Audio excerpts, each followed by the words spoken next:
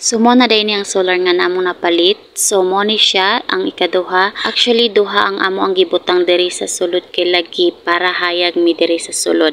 Then ang isa to sa gawas. Then mo din ni siya ang amo ang sulod kung gabi.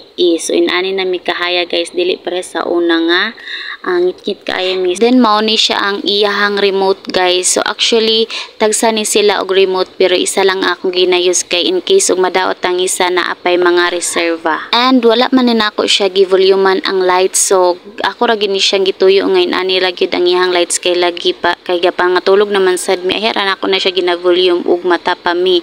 So karon i-try nato siya nga ipa-volume ko unsay resulta niya kung volume gyud siya, kung full gid ang lights niya. So inani ang result guys. So haya gid kaayo mi. So mura pud naka-kuryente diha pero wala lang mi ginabayaran kay sunlight ra gid ang amo ang kunani, ang amo ang puhunan, di ba? And then syempre sa dili pa nako malimot is nagpalit sad ko og floor mat. So kung natingala mo nga wala sila nagparehas kay nahutdan sila og stock ang bodega og ginani nga design. So nag-add ko og lahi nga design. So nagpalit sad ko og wallpaper para pud aga nga mutsada-tsada pud ang among sulod, then bag para sa among mga gamit para hipos og hapsay pud ang atong mga gamit. Bahala og ligot og gamay ra gid ang ato ang balay basta kay limpyo og hapsay.